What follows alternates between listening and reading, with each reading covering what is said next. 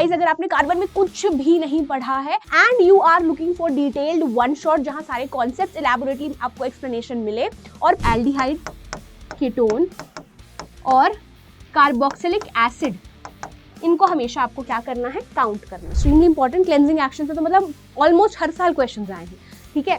तो सबसे पहले समझते हैं कि सोप और डिटर्जेंट्स होते क्या हैं, जो हमारी डेली लाइफ का बहुत इंपॉर्टेंट पार्ट है, right. Hello everyone, carbon and it's compounds एक ऐसा चैप्टर है केमिस्ट्री का जिससे बच्चों को काफी ज्यादा डर लगता है और बहुत सारे कॉन्सेप्ट्स बिल्कुल भी समझ में नहीं आते। So guys a very warm welcome to today's session guys, this is your next ma'am and मैं स्वागत करती हूं आपका हमारे अमेजिंग से चैनल पे which is 10th Titans by Unacademy.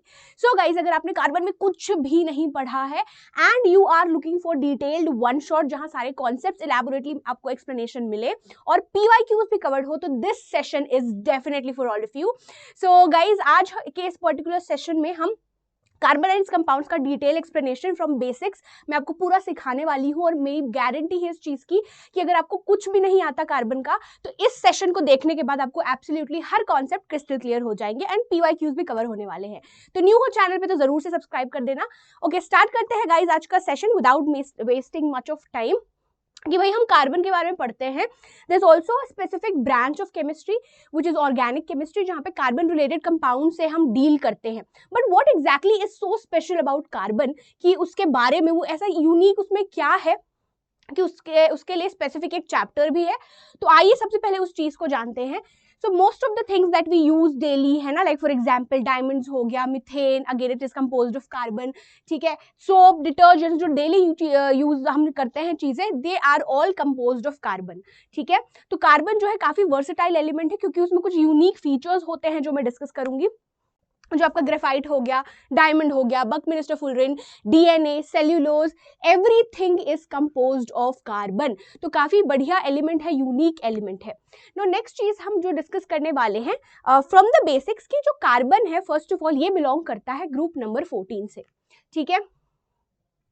Carbon जो है वो बिलोंग करता है बेटा ग्रुप नंबर 14 से। तो कार्बन जो है उसका एटॉमिक नंबर इज 6 और जो मास नंबर है वो 12 होता है। कार्बन के हालांकि 3 आइसोटोप्स होते हैं। Isotopes basically atoms of same element होते हैं जिनका सेम एटॉमिक नंबर होता है लेकिन मास नंबर जो है वो डिफरेंट होता है, ठीक है। तो जो भी वैल्यू यहाँ नीचे लिखी हुई है this is the atomic number, ठीक है। और सुपरस्क्रिप्ट में जो नंबर लिखा हुआ है this is the mass number, ठीक है। तो इस पर्टिकुलर चीज से अगर मैं कार्बन का इलेक्ट्रॉनिक कॉन्फ़िगरेशन लिखूं तो क्या आएगा 2,4। This is the electronic configuration, right.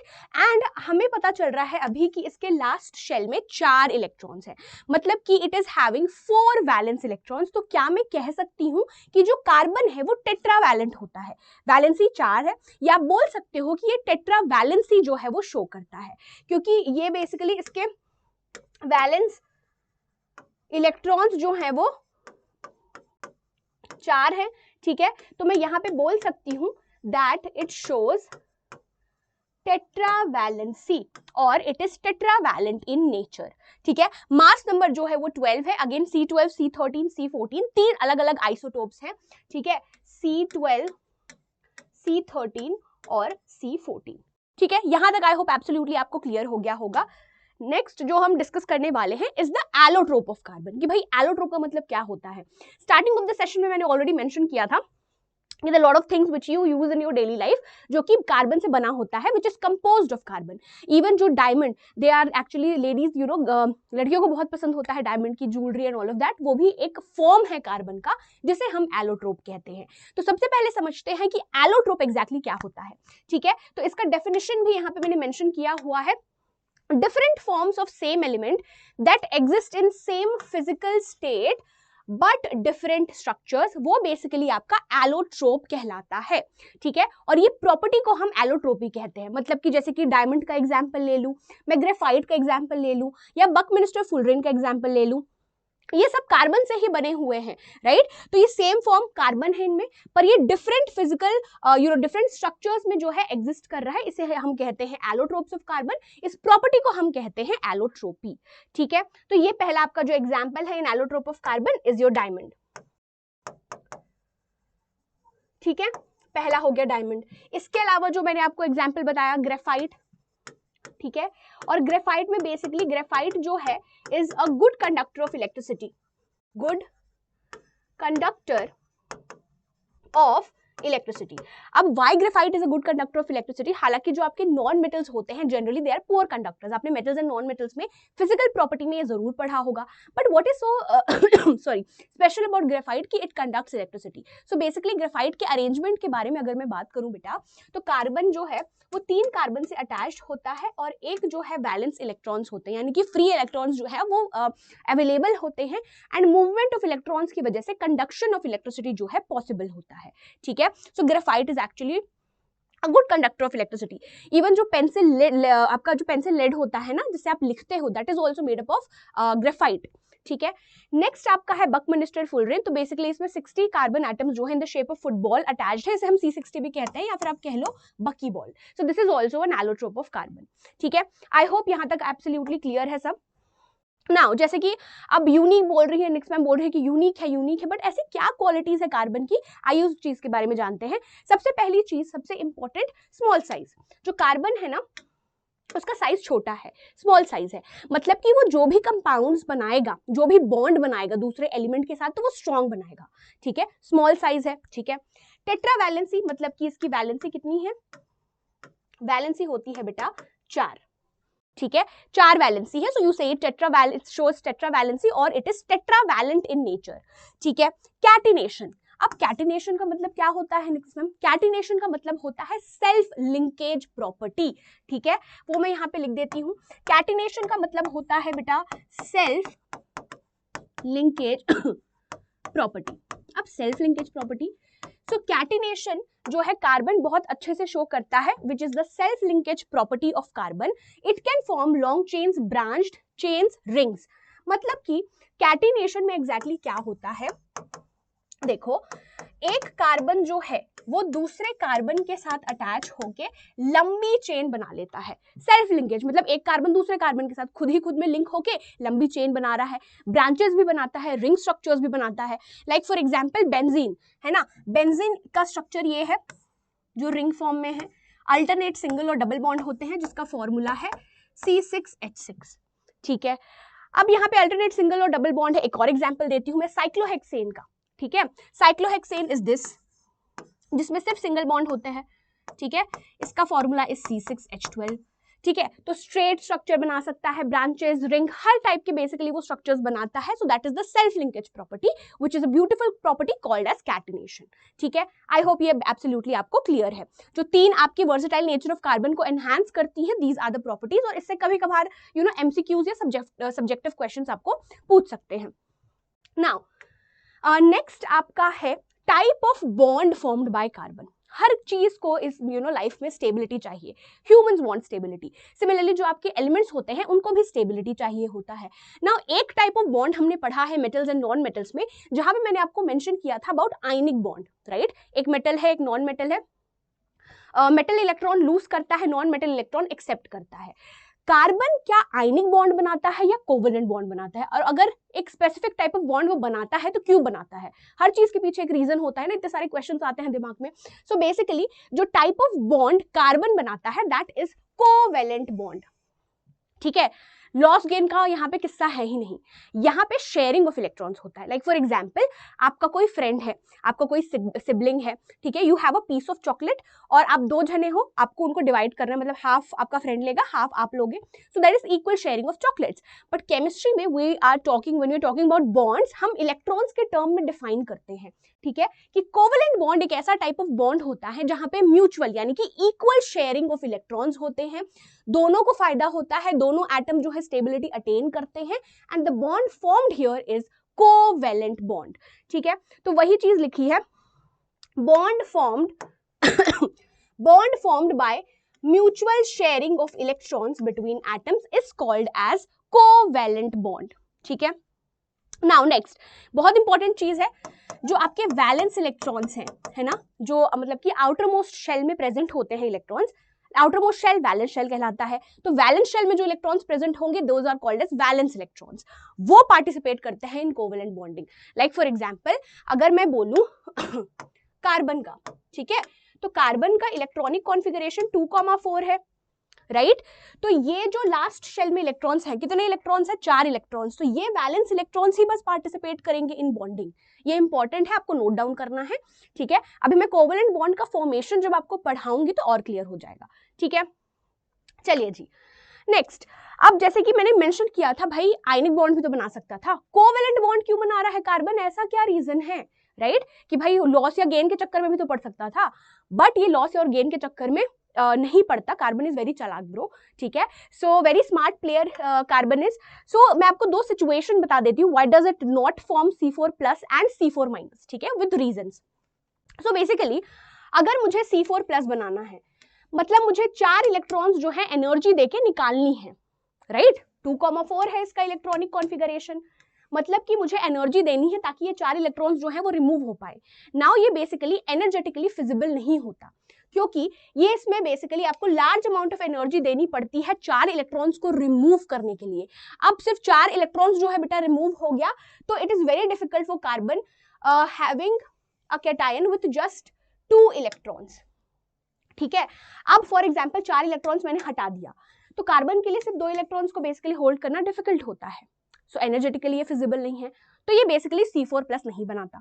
अब क्वेश्चन ये भी है, C4- भी बना ले भाई, इलेक्ट्रॉन्स एक्सेप्ट कर लो, 4 और इलेक्ट्रॉन्स एक्सेप्ट कर लो, स्टेबिलिटी की ही तो बात है, राइट। तो वो भी नहीं बनाता, वो C4- भी नहीं बनाता, क्योंकि जो न्यूक्लियस है जिसमें 6 प्रोटॉन्स है। अब 6 प्रोटॉन्स कहां से आया बेटा? ये कार्बन जो है न्यूट्रल एटम के केस में ये जो 6 है, that is the atomic number, that is equal to the number of protons or electrons in a neutral atom, right?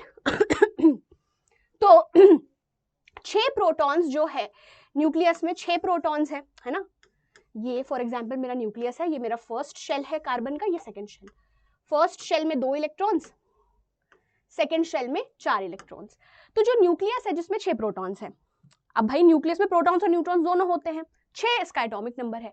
Nucleus with 6 protons के लिए डिफिकल्ट होता है 10 इलेक्ट्रॉन्स को होल्ड करना, ठीक है। छोटू सा न्यूक्लियस है, टोटल पहले जितना इलेक्ट्रॉन्स था आपने उसमें और बढ़ा के 10 इलेक्ट्रॉन्स कर दिए, तो वो न्यूक्लियस के लिए भी डिफिकल्ट है, राइट। तो ये C4+ भी नहीं बनाता, C4- भी नहीं बनाता, ये सिंपल बढ़िया स्मार्ट रूल फॉलो करता है, कोवेलेंट बॉन्ड बनाता है।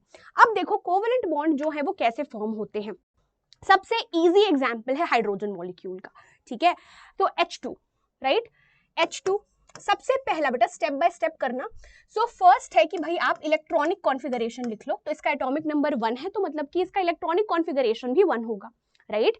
अब हाइड्रोजन और हीलियम के केस में आपने 9th में पढ़ा होगा, ड्यूप्लेट रूल फॉलो करना पड़ता है, ड्यूप्लेट रूल फॉलो करना पड़ता है, राइट। बाकी जो एलिमेंट्स हैं वो इस तरीके से electrons equal number of electrons share करते हैं ताकि उनका ऑक्टेट रूल जो है वो सैटिस्फाइड हो, except for hydrogen and helium जिसमें ड्यूप्लेट रूल होता है, ठीक है। तो यहाँ पे मैं बनाऊंगी एक हाइड्रोजन, 2 हाइड्रोजन क्यों बना रही हूँ? क्योंकि यहाँ पे 2 एटम्स हैं, ठीक है।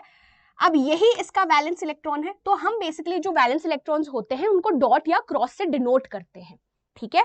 अगर सेम है तो आप डॉट ले लो, दो अलग अलग है, अभी मैं CH4 का एग्जांपल दूंगी, तो एक के वैलेंस इलेक्ट्रॉन्स को डॉट से रिप्रेजेंट करूंगी, एक के वैलेंस इलेक्ट्रॉन्स को क्रॉस से रिप्रेजेंट करूंगी, ठीक है। तो यहाँ पे एक और यहाँ पे एक। अब बेसिकली यहाँ लॉस गेन नहीं होगा, शेयरिंग होगा इलेक्ट्रॉन्स का। कैसे शेयरिंग होगा? ये जो लेफ्ट वाला हाइड्रोजन है ये इस तरीके से इलेक्ट्रॉन्स शेयर करेगा, राइट। अब लेफ्ट वाला जो हाइड्रोजन है उसके पास 2 इलेक्ट्रॉन्स हो गए, हैप्पी, ठीक है। अब जो राइट वाला हाइड्रोजन है ये इस तरीके से इलेक्ट्रॉन शेयर करेगा, तो राइट वाले हाइड्रोजन के पास भी आ गया। अब जो यहाँ पे पेयर ऑफ इलेक्ट्रॉन्स होता है, मतलब कि 2 इलेक्ट्रॉन्स, पेयर मींस 2, उसको आप डिनोट करते हो सिंगल लाइन से।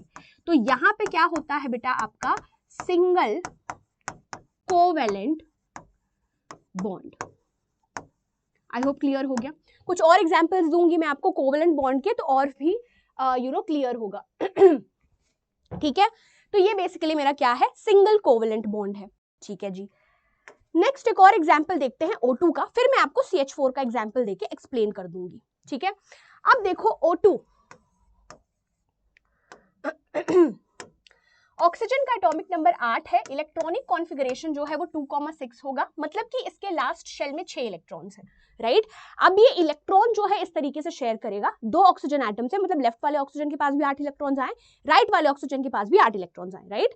तो यहाँ पे कैसे करेंगे हम, एक ऑक्सीजन यहाँ, एक ऑक्सीजन यहाँ, अब 6 मुझे 1 2 3 4 5 6, ठीक है, 1 2 3 4 5 6, ठीक है। अब इलेक्ट्रॉन कराओ शेयर बेटा, ये इस तरीके से इलेक्ट्रॉन शेयर करेगा 1 2 3 4 5 6 7 8, लेफ्ट वाला ऑक्सीजन डांसिंग हैप्पी है ना। अब राइट वाला जो ऑक्सीजन है ये इस तरीके से इलेक्ट्रॉन शेयर करेगा, ये भी हैप्पी 1 2 3 4 5 6 7 8। अब यहाँ पे 2 पेयर ऑफ इलेक्ट्रॉन्स शेयर हो रहे हैं, 2 पेयर मतलब कि टोटल 4 इलेक्ट्रॉन्स शेयर हो रहे हैं, राइट। तो फिर यहाँ पे ऑक्सीजन ऑक्सीजन के बीच में क्या होगा, डबल कोवेलेंट बॉन्ड, ठीक है। आई होप आपको क्लियर हो रहा है कि भाई कोवेलेंट बॉन्ड यहाँ पे नेक्स्ट मैम बना कैसे रही है, ठीक है। So before I teach you about CH4, N2 का ट्राई करो आप। नाइट्रोजन जो है एटॉमिक नंबर 7 है, इलेक्ट्रॉनिक कॉन्फ़िगरेशन जो है वो 2,5 होगा, राइट। अब 2 नाइट्रोजन एटम्स है, एक नाइट्रोजन यहाँ, एक नाइट्रोजन यहाँ, 1 2 3 4 5 1 2 3 4 5, ठीक है। ये इस तरीके से इलेक्ट्रॉन शेयर कर लेगा 1 2 3 4 5 6 7 8, और ये राइट हैंड साइड वाला इस तरीके से, है ना। 3 पेयर ऑफ इलेक्ट्रॉन्स शेयर हो रहे हैं गाइज यहाँ पे। तो यहाँ पे नाइट्रोजन के बीच में क्या आता है, ट्रिपल कोवेलेंट बॉन्ड, ठीक है, ट्रिपल कोवेलेंट बॉन्ड आता है इस केस में। अब एक एग्जांपल आपको दिख रहा होगा CH4 का, यहाँ पे आपको लग रहा होगा भाई रंगोली जैसा क्या बना हुआ है, तो मैं आपको वो एक्सप्लेन कर देती हूँ। CH4, ठीक है, इट्स अ हाइड्रोकार्बन। इसके बाद जो हम पढ़ने वाले हैं मीथेन, ठीक है। तो यहाँ पे जो कार्बन है वो सेंट्रल एटम है, atomic number 6, electronic configuration 2,4, hydrogen का 1, ठीक है। अब जो कार्बन है वो सेंटर में आएगा इस तरीके से, राइट। अब 4 ये इसका वैलेंस इलेक्ट्रॉन, ये इसका वैलेंस इलेक्ट्रॉन, तो 1 2 3 4, ठीक है। 4 हाइड्रोजन है तो 4 कोनों में मैं हाइड्रोजन बना देती हूँ, राइट। क्रॉस से डिनोट कर रही हूँ, 2 अलग एटम्स है तो। अब कराओ इलेक्ट्रॉन शेयर, है ना। हाइड्रोजन का ड्यूप्लेट रूल सेटिस्फाई होगा, खुश ये, this is also happy, this is also happy, this is also happy, duplet rule जो है वो सेटिस्फाइड हो गया। अब बेटा बचा क्या, अब बचा हमारा कार्बन। उसको कैसे आप छोड़ सकते हो, तो वो इस तरीके से इलेक्ट्रॉन शेयर करता है, ठीक है। अब काउंट करो 1 2 3 4 5 6 7 8, तो जहां पे पेयर ऑफ इलेक्ट्रॉन्स है वहां डंडी बना दो, है ना, that's how you denote it. तो ये बेसिकली आपका CH4 का कोवेलेंट बॉन्ड फॉर्मेशन है। क्लियर एवरीवन, आई होप यहां तक एब्सोल्युटली समझ में आ गया। चलिए जी, नेक्स्ट हम जो डिस्कस करने वाले हैं is actually what are hydrocarbons, कि भाई हाइड्रोकार्बन्स क्या होते हैं। अभी जस्ट मैंने मीथेन का में बोला कि it's an example of hydrocarbon. तो हाइड्रोकार्बन ऐसे कंपाउंड्स जिसमें सिर्फ हाइड्रोजन और कार्बन होता है, सिर्फ हाइड्रोजन और कार्बन, याद रखना, ठीक है, हाइड्रोजन और कार्बन होगा बस, ठीक है।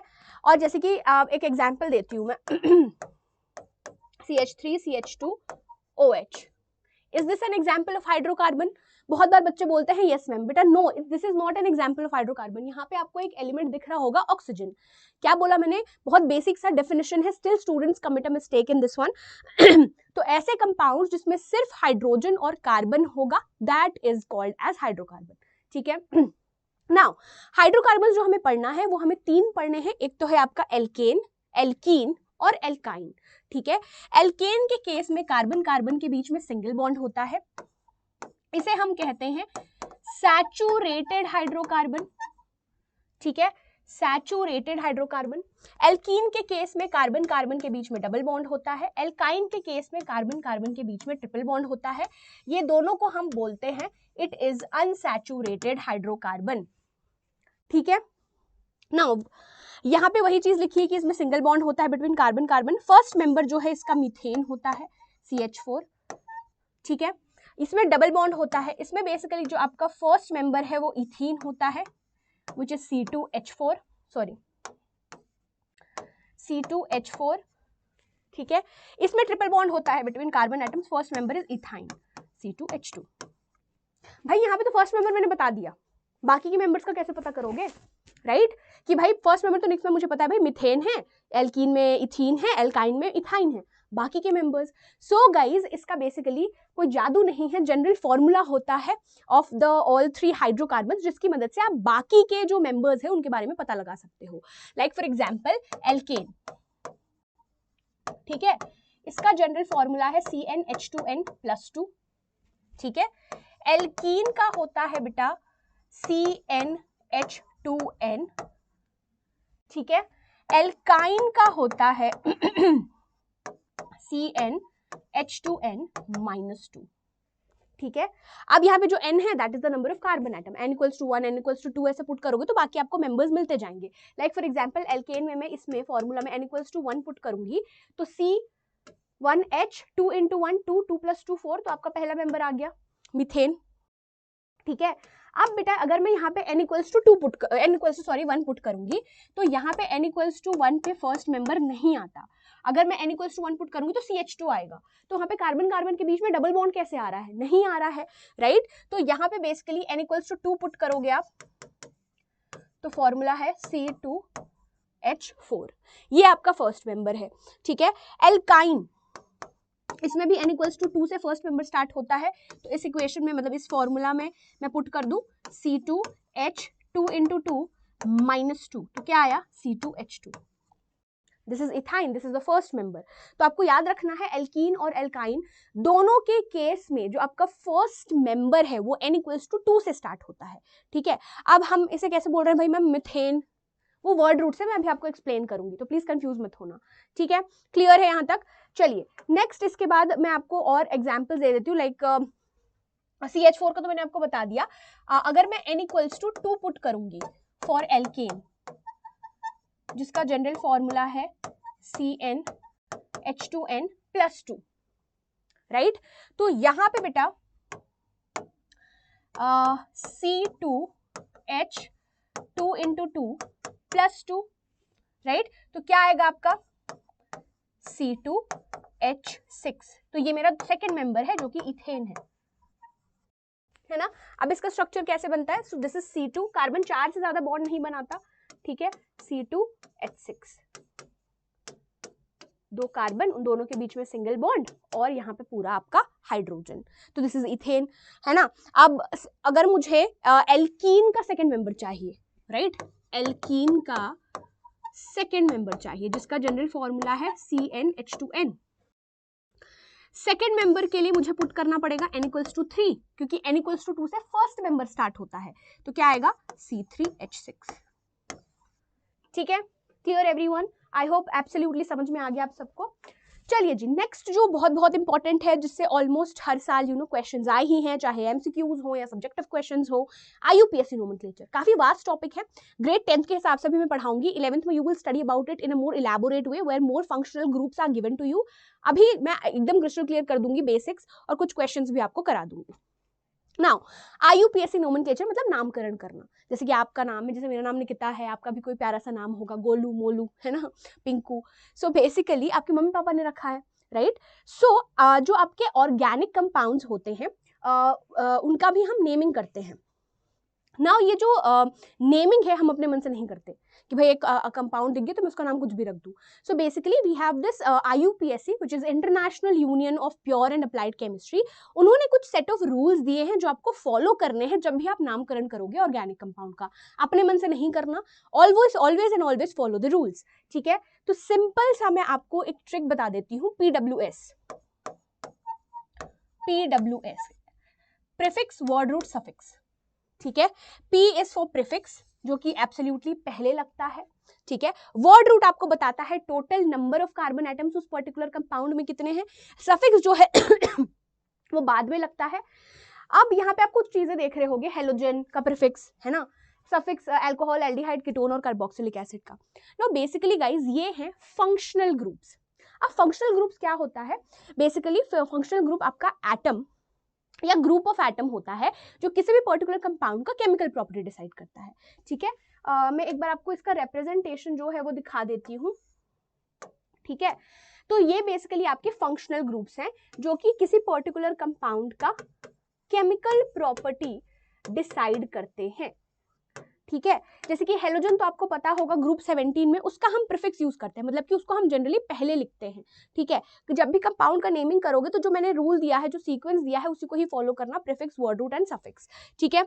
तो यहाँ पे बेसिकली आपका जैसे कि अगर क्लोरीन है तो आप लिखोगे क्लोरो, ब्रोमीन है तो लिखोगे ब्रोमो, फ्लोरीन है तो फ्लोरो, लाइक दैट, ठीक है। अब यहाँ पे अल्कोहल है तो एल्डिहाइड, कीटोन और कार्बोक्सिलिक एसिड, इसका हम सफिक्स यूज करते हैं। इसका रिप्रेजेंटेशन भी है, अल्कोहल में OH होता है, एल्डिहाइड में CHO, कीटोन में C डबल बॉन्ड O और कार्बोक्सिलिक एसिड में COOH। नो यहाँ पे एक वर्ड दिख रहा होगा आपको, हेटेरोएटम। हेटेरोएटम मतलब कि ऐसा एलिमेंट, कार्बन और हाइड्रोजन को छोड़ के कोई भी एलिमेंट, दैट इज हेटेरोएटम, ठीक है। तो except carbon and hydrogen, except carbon and hydrogen, ठीक है। नाउ अगर अल्कोहल है तो इसका सफिक्स होता है ऑल, एल्डिहाइड है तो अल, कीटोन है तो ओन, कार्बोक्सिलिक एसिड है तो ओइक एसिड, ठीक है। आई होप यहां तक क्लियर हो गया ना। कुछ सेट ऑफ रूल्स जो मैं आपको एक बार और बता दूं कि आपको जो फॉलो करने हैं while you are naming the organic compound. हमेशा बेटा पहले तो PWS जो आपको फॉलो करना है, प्रीफिक्स, वर्ड रूट, सफिक्स, हमेशा लॉन्गेस्ट कार्बन चेन को आपको सेलेक्ट करना है whenever you are naming the organic compound. Substituent अगर कोई है, लाइक फॉर एग्जांपल सब्स्टिट्यूएंट जैसे कि मेरा एक है कंपाउंड है, मेंबर है मीथेन, इसमें मैं हाइड्रोजन हटा दूं तो एक जो जगह है वो खाली हो जाती है, तो ये बेसिकली आपका सब्स्टिट्यूएंट है, एल्काइल ग्रुप है। सब्स्टिट्यूएंट हो या फिर फंक्शनल ग्रुप, अभी जो मैंने मेंशन किया था, फंक्शनल ग्रुप की पोजीशन आपको मेंशन करनी है, और हमेशा अगर सब्स्टिट्यूएंट या फंक्शनल ग्रुप प्रेजेंट है उनको लोअर नंबर मिलेगा। जैसे कि एक साइड से नंबरिंग कर रहे हो तो 2 आ रहा है, एक साइड से नंबरिंग कर रहे हो तो 4 आ रहा है, तो सेकंड पोजीशन आप सिलेक्ट करोगे। अभी मैं क्वेश्चंस कराऊंगी तो क्लियर होगा। कार्बन कंटेनिंग फंक्शनल ग्रुप को हमेशा काउंट करोगे, जैसे कि आपका एल्डिहाइड हो गया, कीटोन हो गया, कार्बोक्सिलिक एसिड हो गया, ठीक है। तो जब भी नेमिंग कर रहे हो तो एल्डिहाइड, कीटोन और कार्बोक्सिलिक एसिड, इनको हमेशा आपको क्या करना है, काउंट करना है, ठीक है। चलो मैं आपको कुछ क्वेश्चंस करा देती हूँ। वर्ड रूट का आई थिंक मैंने बताया नहीं ना, हाँ। तो बेसिकली वर्ड रूट आपको total number of carbon atoms बताता है। अगर एक कार्बन है तो मिथ, 2 है तो इथ, प्रोप, ब्यूट, पेंट, हेक्स, ऐसा आता है। तो मैं एक क्वेश्चन करा के आपको बता देती हूँ। जैसे कि मेरे पास एक कंपाउंड है CH3COOH, मुझे इसका नाम लिखना है, ठीक है। अब सबसे पहली चीज तो मैंने बोला सीक्वेंस आप फॉलो करो, PWS which is prefix, word root and suffix, right. तो यहाँ पे प्रीफिक्स का काम नहीं है, वर्ड रूट, अब यही मेरी लॉन्गेस्ट कार्बन चेन है ना। वर्ड रूट मतलब कि आपके ऑर्गेनिक कंपाउंड में टोटल कितने नंबर ऑफ कार्बन एटम्स हैं, राइट। अब ये जो कार्बोक्सिलिक एसिड है मैंने मेंशन किया है, कार्बन कंटेनिंग फंक्शनल ग्रुप है, मतलब इसको भी आप काउंट करोगे तो कितने कार्बन हुए, 1 2, इथ, वर्ड रूट वही आएगा ना, प्रीफिक्स तो हमें यहाँ पे यूज नहीं है, वर्ड रूट इथ। अब ये कार्बोक्सिलिक एसिड है तो इसका हम सफिक्स यूज करेंगे ओइक एसिड। तो आइडियली अगर यहाँ पे COOH नहीं होता, अगर बाकी जगह हाइड्रोजन और कार्बन से सेटिस्फाई होता तो हम इथेन बोलते, लेकिन यहाँ पे जो फंक्शनल ग्रुप इन्वॉल्व है दैट इज कार्बोक्सिलिक एसिड, तो नाम क्या हो जाएगा, इथेनोइक एसिड, ठीक है, क्लियर। एक और एग्जांपल देती हूँ, जैसे कि मेरे पास ये कार्बन चेन है, यहाँ पे एक सब्स्टिट्यूएंट है CH3, ठीक है। बाकी जगह भी मैं हाइड्रोजन से सेटिस्फाई कर देती हूँ एक बार।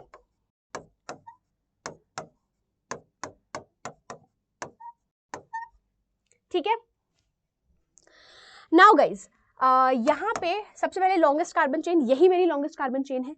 यहाँ पे देखो 1 2 3 4 4 कार्बन है, सो मिथ, इथ, प्रोप, ब्यूट। अब यहाँ पे बेटा सब्स्टिट्यूएंट है ना। नाउ इसका भी हम प्रीफिक्स यूज करते हैं, तो सबसे पहले इसको लिखोगे। अब मुझे पता तो चले ये कौन से पोजीशन पे है, तो नंबर भी स्पेसिफाई करना है। राइट हैंड साइड से मैं नंबरिंग करूंगी क्योंकि यहाँ पे फिर ये सेकंड पोजीशन पे आएगा, इधर से करूंगी तो थर्ड पोजीशन पे आएगा, तो 2 और 3 में छोटा कौन है, 2। तो क्या लिखूंगी, ये बेसिकली CH4 होता तो मीथेन है ना, एक हाइड्रोजन आपने हटा दिया, एल्काइल, तो इसका नाम क्या हो जाएगा, मिथाइल, ठीक है। तो क्या लिखोगे, 2 मिथाइल, उसके बाद आता है word root, myth, eth, prop, ब्यूट, और सब कार्बन के बीच में सिंगल बॉन्ड है तो 2 मिथाइल ब्यूटेन, ठीक है। This is the name of the compound. Clear everyone, ठीक है। ये बेसिकली आपका नेमिंग है। एक और चलो एग्जांपल देती हूं मैं, CH3CO CH3, ठीक है। यहाँ पे प्रीफिक्स यूज नहीं होगा, है ना। Substituent as in like halogen नहीं है आपका, कोई अल्काइल ग्रुप भी नहीं है एज सच। कीटोन है। वर्ड रूट, ये again carbon containing functional group है, यही मेरी लॉन्गेस्ट कार्बन चेन है, मिथ इथ प्रोप। लेकिन मुझे पोजीशन भी तो स्पेसिफाई करना पड़ेगा कि कीटोन है वो कौन से पोजीशन पे, तो वो अगर मैं इस साइड से नंबरिंग करूं या इस साइड से, ये सेकंड पोजीशन पे आ रहा है, तो क्या हो जाएगा प्रोपेन 2 और इसका सफिक्स होता है ओन, या फिर 2 प्रोपेनोन। ठीक है। अब अगर फर्स्ट पोजीशन पे है ना कोई अटैच, तो फर्स्ट पोजीशन का आप मेंशन नहीं करोगे पोजीशन तो भी ऑल्सो इट्स फाइन। ठीक है, तो ये आपका था यूपीएससी नोमेनक्लेचर गाइज, है ना। नाउ गाइज नेक्स्ट जो हमें डिस्कस करना है इज द होमोलोगस सीरीज, कि भाई होमोलोगस सीरीज एग्जैक्टली क्या होते हैं। तो होमोलोगस सीरीज ऐसे सीरीज ऑफ कंपाउंड्स होते हैं, सबसे इंपॉर्टेंट मैंडेटरी कंडीशन है they should have same functional group. So basically it's series of compounds with same functional group. ठीक है। consecutive members differ by CH2 unit और 14U molecular mass।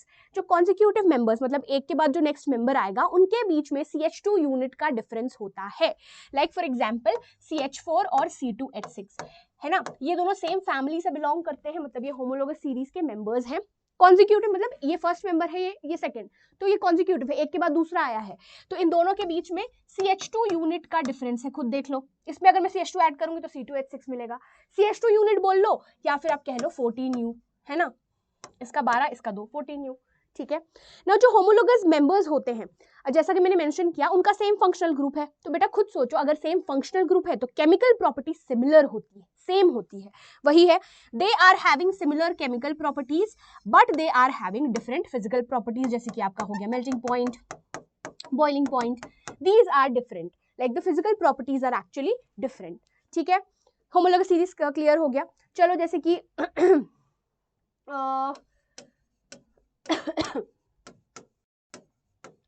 क्या ये दोनों होमोलोगस मेंबर्स हैं अल्कोहल फैमिली से, ये पहला मेंबर है ये दूसरा है, दोनों के बीच में CH2 यूनिट का डिफरेंस है। ठीक है, चलिए नेक्स्ट आपका है स्ट्रक्चरल आइसोमर्स। हालांकि जो आइसोमर्स है काफी वास्ट टॉपिक है, जो आप हायर ग्रेड में और डिटेल में पढ़ोगे, आपके सिलेबस में जो है अभी that is your structural isomers. Now basically structural isomers क्या होते हैं, ये ऐसे कंपाउंड्स होते हैं जिनका सेम मॉलिक्यूलर फॉर्मूला होता है, they have same molecular formula but different structures. ठीक है, जैसे कि मैं कुछ एग्जांपल से आपको एक्सप्लेन करती हूँ। Butane, butane is your C4H10। ठीक है, जब भी आप स्ट्रक्चरल आइसोमर बनाओगे कभी भी फॉर्मूला जो है चेंज नहीं करना। अगर फॉर एग्जांपल एक स्ट्रक्चर आपने बनाया दूसरा स्ट्रक्चर बनाया, वो दोनों अलग लगेंगे आपको, हालांकि वो सेम है, स्ट्रक्चर यानी कि अरेंजमेंट डिफरेंट है। ठीक है, लाइक फॉर एग्जांपल एक तो आप C4H10 को सिंपली इस तरीके से बना सकते हो, स्ट्रेट चेन की 4 कार्बन लगाया और हाइड्रोजन जो है 10 आपने फिल कर दिए ना। एक और चीज, एक और तरीके से आप बना सकते हो, एक जो CH3 है इसको हम मिडिल में ला सकते हैं। समझ रहे हो क्या बोल रही हूं मैं? मेरे पास फॉर्मूला यही ही है, इसी में मुझे कलाकारी करनी है, मतलब अरेंजमेंट करना है। तो 3 कार्बन इस तरीके से रख दिया मैंने, एक कार्बन में यहां ले आऊं। ठीक है, अब हाइड्रोजन 10 फिल कर दूं मैं, 1 2 3 4 5 6 7 8 9 10। तो ये भी तो है आपका स्ट्रक्चरल आइसोमर, 4 कार्बन है, टोटल 10 हाइड्रोजन है, तो दीज 2 आर आइसोमर्स। अब इसका मैं अगर नाम भी लिखूंगी दिस इज आइसोब्यूटेन, और ऐसे भी अगर मैं लिखूंगी तो इट्स 2 मिथाइल प्रोपेन। ठीक है, क्लियर। एक और एग्जांपल देख लो, पेंटेन का ही आप एग्जांपल देख लो। पेंटेन के बेसिकली 3 आइसोमर्स जो हैं वो बन सकते हैं। एक तो आप स्ट्रेट चेन बना लोगे, राइट, एक तो आप स्ट्रेट चेन बना लोगे जो कि एन पेंटेन है। एक में क्या कर सकते हो, एक जो कार्बन है उसको सेकंड पोजीशन पे ले आओ, ये बेसिकली आपका आइसोपेंटेन कहलाता है, और 5 है टोटल, तो 3 को स्ट्रेट चेन में रखो, एक ऊपर एक नीचे, दिस इज नियोपेंटेन। ठीक है, so these are actually the isomers part. Structural isomer specifically वो आपको बनाने के लिए पूछ सकता है। ठीक है जी, चलिए नेक्स्ट जो अगेन बहुत बहुत इंपॉर्टेंट टॉपिक है, सेकेंड, हाँ, नेक्स्ट जो बहुत बहुत इंपॉर्टेंट टॉपिक है is your chemical properties of carbon compounds. Extremely important है गाइस, है ना। इसमें जो आपका esterification, saponification, reaction, then conversions, कुछ मिसल फॉर्मेशन जो हम पढ़ेंगे, बहुत बार उससे क्वेश्चंस आए हैं, तो ये पार्ट बहुत ज्यादा इंपॉर्टेंट है, इसको और अच्छे से पढ़ना। स्टार्ट करते हैं। सबसे पहले कौन कौन सा हमें रिएक्शन पढ़ना है।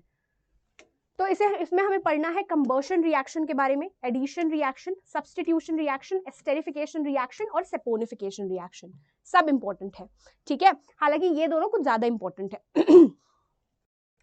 तो सबसे पहले स्टार्ट करते हैं कंबर्शन रिएक्शन के बारे में। कंबर्शन रिएक्शन का मतलब क्या होता है? सब्सटेंसेस जो है वो ऑक्सीजन के साथ रिएक्ट करके हीट और लाइट देते हैं। जनरली एक्सोथर्मिक होता है, मतलब एनर्जी इज गिवन आउट, ठीक है। लाइक फॉर एग्जांपल मैंने एक हाइड्रोकार्बन लिया CH4, इसका रिएक्शन मतलब मैं इसका कंबर्शन करा रही हूं, तो क्या निकलता है? CO2, water plus heat and light, ठीक है। एनर्जी इज गिवन आउट, मतलब कि एक्सोथर्मिक है, कंबर्शन है। तो मोस्टली जब भी आपका कंपाउंड्स का कंबर्शन होता है ना, वो CO2, वाटर और एनर्जी देते हैं in the form of heat and light, ठीक है। बैलेंस नहीं है, ठीक है ना। अब वो आपको मेंशन किया गया है कि it is generally exothermic in nature, ठीक है। तो this is the first reaction which is combustion reaction. Now यहाँ पे एक इंपॉर्टेंट चीज है जो आपके NCERT के एक्टिविटी में भी मेंशन्ड है कि कंप्लीट कंबर्शन और इनकम्प्लीट कंबर्शन। जो आपके सैचुरेटेड हाइड्रोकार्बन्स है ना, वो क्लीन ब्लू फ्लेम देते हैं on complete combustion.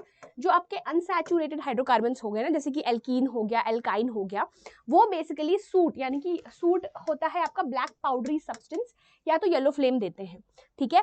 So if there always it is told कि कंप्लीट कंबर्शन हो, क्योंकि अगर incomplete combustion there will be formation of soot particles, ash powder, sorry black ash type of substance which will be form, which is not good, ठीक है।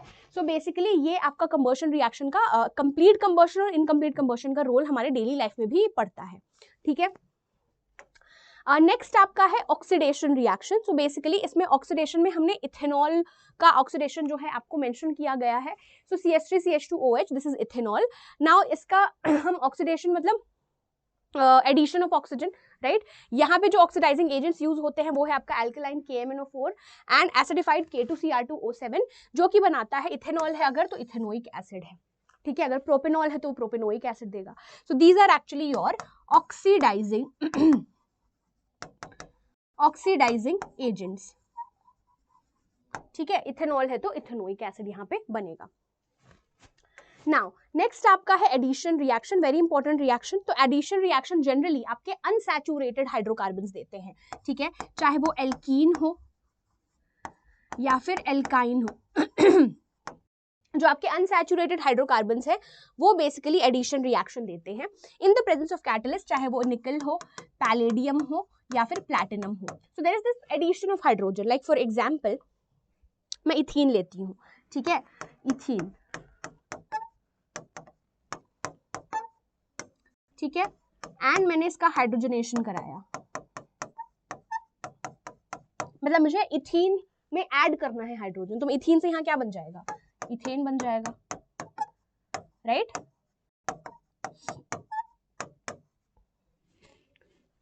ठीक है। सो ये basically आपका हाइड्रोजनेशन रिएक्शन या कह लो आपका एडिशन रिएक्शन जो है that is used in the industry to convert unsaturated vegetable oil to saturated vanaspati ghee, ठीक है। तो इसका यूज जो है डेली लाइफ में, इंडस्ट्री में भी होता है। This is your addition reaction. Now next जो आपका रिएक्शन है that is substitution reaction.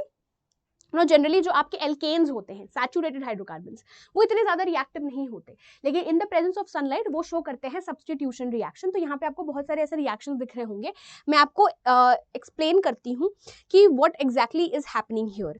Substitution मतलब कि कोई एटम या ग्रुप ऑफ एटम जो है सब्स्टिट्यूट हो रहा है ना। जैसे कि मैंने CH4 यहाँ पे बनाया plus Cl2 in the presence of diffused sunlight, ठीक है, सिंपल, ठीक है। तो क्या बनेगा यहाँ पे? CH3Cl प्लस HCl, ये मेरा पहला है। फिर दोबारा कराओगे रिएक्शन इसका Cl2 के साथ तो CH2Cl2 होगा, है ना, H और Cl जो है वो स्वैप होगा, तो वो आपका रिएक्शन कैरी आउट होता है, वही लिखा है, सॉरी, जो आपका रिएक्शन कैरी आउट हो रहा है CH2Cl2 फिर CHCl3 फिर CCl4। तो ये इस तरीके से क्या बनते हैं, आपके कंपाउंड्स बनते हैं, ठीक है। So this is an example of substitution reaction.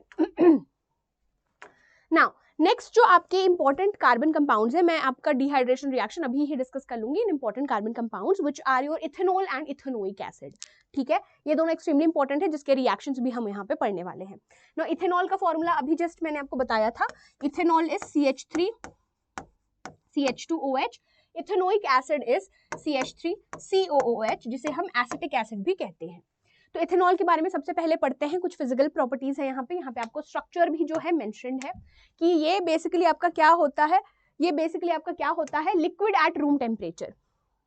Ethanol जो है it is liquid at room temperature, ये इसका फिजिकल स्टेट है, राइट। ये बेसिकली एक्टिव इंग्रेडिएंट होता है सारे अल्कोहलिक ड्रिंक्स का, पानी में घुल सकता है in all proportions. Intake of pure ethanol, जिसे हम एब्सोल्यूट अल्कोहल कहते हैं, कैन बी एक्चुअली डेंजरस या फिर लीथल कह लो आप। नाउ लॉन्ग टर्म कंजप्शन जो है वो हेल्थ प्रॉब्लम्स कॉज करता है, even this practice is condemned, still it's like a widespread social practice।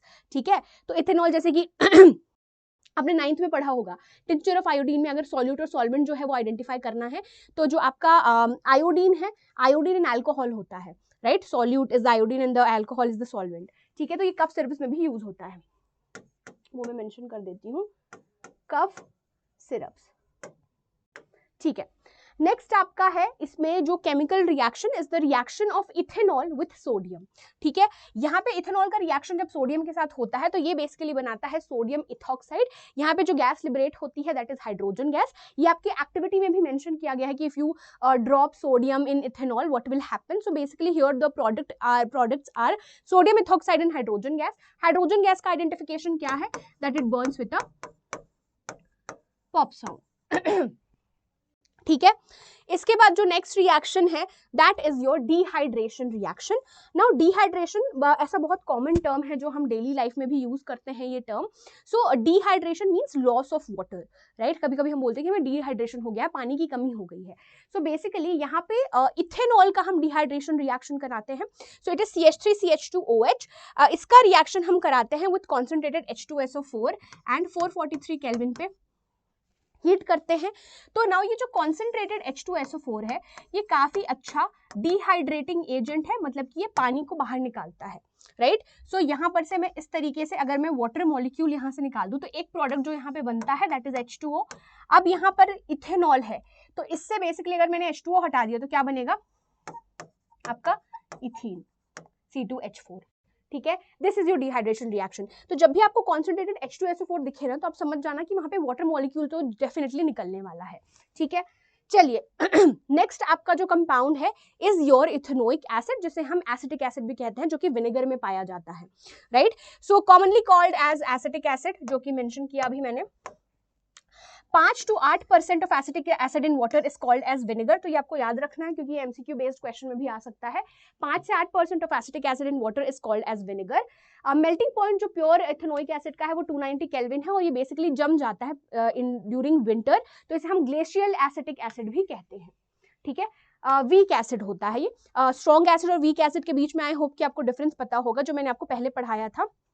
They partially ionize in water. So this is actually an example of a weak acid. ठीक है, उसका structure भी आपको यहाँ दिया हुआ है। So basically आप यहाँ पे जो आपका फंक्शनल ग्रुप है that is carboxylic acid. Okay, now next आपका है इसमें रिएक्शन। तो सिंपल जो आपने पहला सबसे इजी रिएक्शन कि भाई एसिड का रिएक्शन जब भी मेटल कार्बोनेट या मेटल बाइकार्बोनेट के साथ होता है तो सॉल्ट, वाटर और CO2 बनाता है। CO2 का आइडेंटिफिकेशन क्या है, that it turns lime water milky. ठीक है, that it turns lime water milky. तो यहाँ पे जो इथेनोइक एसिड है इसका रिएक्शन मेटल कार्बोनेट के साथ हो रहा है तो सोडियम सॉल्ट बन रहा है, CO2 और वाटर।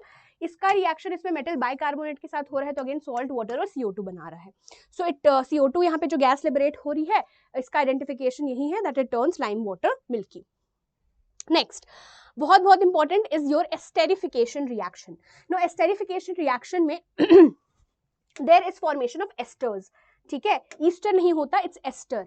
ठीक है, which are fruity smelling substances. तो यहाँ पे बेसिकली क्या होता है, एसिड और अल्कोहल के बीच में रिएक्शन होता है in the presence of concentrated H2SO4। Concentrated H2SO4 आपने लिया है यहाँ पे, मतलब पानी तो पक्का निकलेगा। अब तुम एस्टर बनाओगे कैसे, राइट, एस्टर बनाओगे कैसे। सो बेसिकली यहाँ पे आपको क्या करना है, एसिड से H हटाना, अल्कोहल से OH हटाना, और जो आपको एस्टर मिलेगा उसको ज्वाइन कर लेना। तो क्या मिलेगा यहाँ पे CH3COO C2H5, ठीक है। अब यहाँ पे इसकी नेमिंग कैसे करोगे, ये तो मैंने IUPAC में बताया ही नहीं, राइट, है ना। सो इसका जो जनरल फॉर्मूला होता है, एस्टर का जनरल फॉर्मेट होता है इस एल्काइल एल्कानोएट, एल्काइल एल्कानोएट, ठीक है। तो इसमें आप राइट हैंड साइड का नेमिंग पहले करना, ठीक है। तो इसका नाम क्या होगा, जैसे कि यहाँ पे 2 कार्बन है, सो 2 है तो इथाइल, पहले एल्काइल वाला पार्ट, सो इट्स इथाइल, और ये 2 कार्बन एल्कानोएट, तो ये अगेन 2 कार्बन तो इथानोएट, सो इथाइल इथानोएट, और जो दूसरा प्रोडक्ट बनता है दैट इज वाटर, ठीक है। सो ये आपका एस्टेरिफिकेशन रिएक्शन है। इसके बाद जो इंपॉर्टेंट रिएक्शन है that is your saponification reaction which is used in the preparation of soap, ठीक है। अब यहाँ पे एग्जैक्टली क्या होता है, एस्टर का हम रिएक्शन कराते हैं in the presence of a strong base, तो आपको सोडियम सॉल्ट मिलता है and you get the alcohol back. तो यहाँ पे जो अल्कोहल यूज हुआ था दैट इज द इथेनॉल, तो दैट इज सेपोनिफिकेशन रिएक्शन, ठीक है। ये आपके कुछ केमिकल प्रॉपर्टीज थे, आई होप एब्सोल्युटली क्लियर हो गया। नाउ जो लास्ट टॉपिक है कार्बन चैप्टर का जो लास्ट टॉपिक है कार्बन चैप्टर का is the difference between soap and detergent, extremely important. Cleansing action से तो मतलब ऑलमोस्ट हर साल क्वेश्चंस आए हैं, ठीक है। तो सबसे पहले समझते हैं कि सोप और डिटर्जेंट्स होते क्या हैं, जो हमारी डेली लाइफ का बहुत इंपॉर्टेंट पार्ट है, राइट। तो सोप आपके क्या होते हैं, सोप जो है ये बेसिकली आपके सोडियम या पोटेशियम सॉल्ट्स होते हैं of long chain carboxylic acids, ठीक है, और ये इजीली बायोडिग्रेडेबल होते हैं। डिटर्जेंट्स जो होते हैं पोटेशियम या सोडियम सॉल्ट्स होते हैं of long chain sulphonate groups, और ये इतना इजीली बायोडिग्रेडेबल नहीं होते। नाउ बेसिकली यहाँ पे जो आपका बहुत इंपॉर्टेंट चीज है that is the cleansing action of soap, ठीक है। कि भाई जैसे कि आपके कपड़े में स्टेन लग गया and you are washing it, तो वो जो क्लेंजिंग एक्शन है, वो डर्ट कैसे क्लीन हो रहा है उसके बारे में हम पढ़ने वाले हैं। सो बेसिकली जो सोप होता है उसका होता है 2 पार्ट, एक तो होता है हाइड्रोफिलिक हेड होता है और हाइड्रोफोबिक टेल होता है, ठीक है। हाइड्रोफिलिक है ना, हाइड्रोफिलिक मतलब कि वाटर लविंग, ठीक है। हाइड्रोफोबिक मतलब वाटर हेटिंग, है ना। अब जिसको जो चीज पसंद है वो उसके पास रहता है, राइट। फॉर एग्जाम्पल आपकी कोई बेस्ट फ्रेंड है, आपका कोई बेस्ट फ्रेंड है, आप उसके साथ रहोगे, राइट। सो बेसिकली यहाँ पे एग्जैक्टली क्या होता है, मैं आपको डायग्राम से पहले एक्सप्लेन कर देती हूँ। जैसा कि मैंने बोला कि जो सोप है उसका हाइड्रोफिलिक हेड होता है, तो अगर स्टेन है and you are cleaning it with soap, तो एग्जैक्टली क्या हो रहा है, ये प्रॉपर एक ओरिएंटेशन बनाता है मॉलिक्यूल्स का। तो यहाँ पे हाइड्रोफिलिक हेड जो होता है वो पानी की तरफ होता है क्योंकि उसे पानी पसंद है। अब जो टेल है वो अंदर की तरफ होता है, वो ऑयल सोल्यूबल होता है ना। सो दैट इज हाइड्रोफोबिक टेल, वो अंदर की तरफ होता है। अब ये पूरा जो क्लस्टर ऑफ मॉलिक्यूल बनता है इसे हम कहते हैं मिसल्स, ठीक है। ये जो क्लस्टर ऑफ मॉलिक्यूल बनता है इसे हम कहते हैं मिसल्स। अब जो डर्ट है वो इजिली ट्रैप्ड है अंदर, हाइड्रोफोबिक टेल है ना, जिसे जो ऑयल सोल्यूबल है वो उसको अच्छे से, अब जब आप स्क्रब करते हो या you beat it against it on the surface, तो जो आपका डर्ट ट्रैप्ड है वो निकल जाता है और आपका जो स्टेन है वो क्लीन हो जाता है by the process of micelle formation, ठीक है। अब थोड़ा सा सेंटेंस वाइज भी मैं आपको एक्सप्लेन कर देती हूँ कि एग्जैक्टली क्या होता है। तो जो आपके आयनिक एंड्स होते हैं वो सरफेस ऑफ क्लस्टर में होते हैं, जो हाइड्रोफोबिक टेल होता है वो इंटीरियर ऑफ क्लस्टर में होता है। इस पर्टिकुलर अरेंजमेंट को हम मिसल बोलते हैं। सोप जो है इन द फॉर्म ऑफ मिसल जो है बहुत इजी टू क्लीन होता है बिकॉज जो ऑयल है, डर्ट है, वो ट्रैप्ड है inside. So when you are scrubbing it is like it comes out and the whole stain part is clean। तो वही बोल रहा है कि soap in the form of missile is easy to clean क्योंकि जो oil dirt है वो collect होता है in the center of missile, जो आपका hydrophobic part है which is oil soluble, ठीक है। तो ये basically आपका missile formation है। Now जो next हमें पढ़ना है is the cleansing action of soap in hard water। तो hard water के केस में हम यूज करते हैं डिटर्जेंट्स, क्योंकि जो आपका हार्ड वाटर होता है जिसमें कैल्शियम या मैग्नीशियम सॉल्ट्स होते हैं, अगर उसमें आप सोप यूज करोगे तो वो एक कर्डी वाइट पीपीटी बनाता है जिसे हम स्कम कहते हैं, ठीक है। कर्डी वाइट पीपीटी बनाता है जिसे हम स्कम कहते हैं। तो ये प्रॉब्लम हम ओवरकम करते हैं by the use of detergents. Detergents they do not form scum in hard water, ठीक है। तो ये पूरा आपका चैप्टर था carbon and it's compounds. I hope कि एब्सोल्युटली क्लियर हो गया सब चीज जो मैंने एक्सप्लेन किया है। अब कुछ मोस्ट इंपॉर्टेंट PYQs जो हैं वो हम डिस्कस करने वाले हैं, तो आई होप कि नोट्स वगैरह भी आप अच्छे से बना रहे हो, ठीक है? ओके चलिए जी, आई होप क्वेश्चंस प्रैक्टिस करने के लिए आप रेडी हो। तो स्टार्ट करते हैं with the very first question जो आपका 2022 में आया हुआ क्वेश्चन है। तो क्वेश्चन में आपको बोल रहा है इस कंपाउंड में आपको हेटेरो एटम आइडेंटिफाई करना है और फंक्शनल ग्रुप, और आपको स्ट्रक्चरल फॉर्मूला लिखना है ब्यूटेन का। देखो ऐसा बिल्कुल मैंडेटरी नहीं है कि बहुत डिफिकल्ट क्वेश्चन आएगा, बहुत इजी, जस्ट मेक श्योर कि आपके कॉन्सेप्ट क्लियर है, so you will be able to answer any type of question which is asked in the examination. अब देखो ये अगर मैं इसको कंडेंस फॉर्म में लिखूं, इट इज CH3 CH2OH, ठीक है? अब आपको पूछ रहा है बेटा हेटेरो एटम, हेटेरो एटम मैंने बताया है क्या होता है, कार्बन और हाइड्रोजन को छोड़ के दूसरे एलिमेंट। तो यहाँ पे जो हेटेरो एटम है वो कौन सा है, ऑक्सीजन है, राइट? फंक्शनल ग्रुप कौन सा है इसमें, फंक्शनल ग्रुप है इसमें अल्कोहल, ठीक है? फंक्शनल ग्रुप है इसमें alcohol. Structural formula of butane आपको बनाना है, बहुत इजी है, बाकी जगह हाइड्रोजन लगा दो,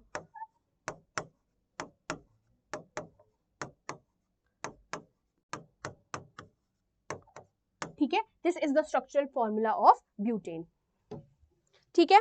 क्लियर एवरीवन? चलिए नेक्स्ट क्वेश्चन करते हैं। Draw the complete structure of molecule of cyclohexane and benzene, which among them is unsaturated। तो आपको complete structure बनाना है of cyclohexane, तो ये आपका cyclohexane है ना, C6H12, ठीक है? बेंजीन का अगर मैं स्ट्रक्चर बनाऊं, ठीक है, इसका फॉर्मूला है C6H6। अब पूछ रहा है ये दोनों में से अनसैचुरेटेड कौन है। अब खुद देखो बेटा, बहुत इजी है ये क्वेश्चन, इसमें कोई डबल बॉन्ड थोड़ी है, इसमें ऑल्टरनेट सिंगल और डबल बॉन्ड है, तो जो बेंजीन है आपका, this will be unsaturated,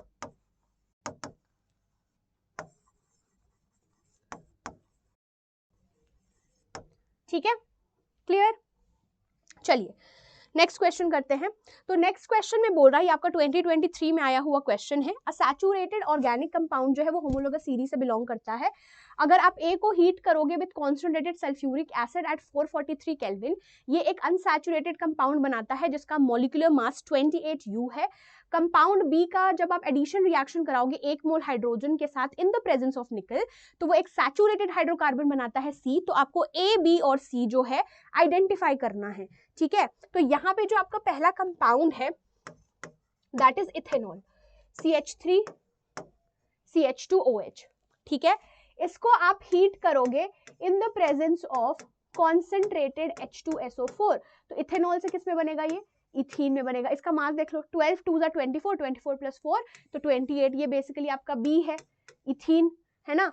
A जो है आपका इथेनॉल है। अब इथीन का अगर आप हाइड्रोजनेशन कराओगे तो इथीन से किस में कन्वर्ट हो जाएगा, इथेन में, ये आपका क्या है, C है, ठीक है? तो ऐसे टाइप के भी क्वेश्चंस काफी बार आए हुए हैं, तो ऐसे घबराना मत देखिए कि भाई इतने लंबे लंबे स्टेटमेंट्स दिए हैं, so how we will be able to answer, do it part wise, पहला कर लिया फिर दूसरा, तो आपको सीक्वेंस एक मिल जाएगा, भाई ये कंपाउंड है, अब अनसैचुरेटेड है, मतलब इसका अगर मैं हाइड्रोजनेशन कराऊंगी तो अनसैचुरेटेड से सैचुरेटेड हाइड्रोकार्बन में कन्वर्ट होगा, ठीक है? चलिए next question, name the following compounds, ये आपका 2025 में आया हुआ क्वेश्चन है, देखो इतना इजी क्वेश्चन भी आया है। तो देखो अगर मैं नेमिंग करूं, फर्स्ट पोजीशन पे क्लोरीन है, अगर मैं फर्स्ट पोजीशन मेंशन भी नहीं करूं तो भी इट्स फाइन। PWS फॉलो करना, प्रीफिक्स वर्ड रूट सफिक्स, ठीक है? सो नाम क्या होगा, 1 क्लोरोप्रोपेन, या फिर डायरेक्ट लिख लो क्लोरोप्रोपेन, ठीक है? Next CH3 CH2 CO CH3, CH3 CH2 CO CH3। तो यहाँ पे अगर मैं बात करूं, कीटोन है, this is the longest carbon chain, 1 2 3 4, carbon containing functional group है तो उसको भी ऑब्वियसली काउंट करोगे। मिथ इथ प्रोप ब्यूट, तो क्या होगा, ब्यूटेन 2 ओन या फिर 2 butanone, this is the name of the compound, ठीक है? चलिए नेक्स्ट आपका है कार्बन कंपाउंड। ये क्वेश्चन करने से पहले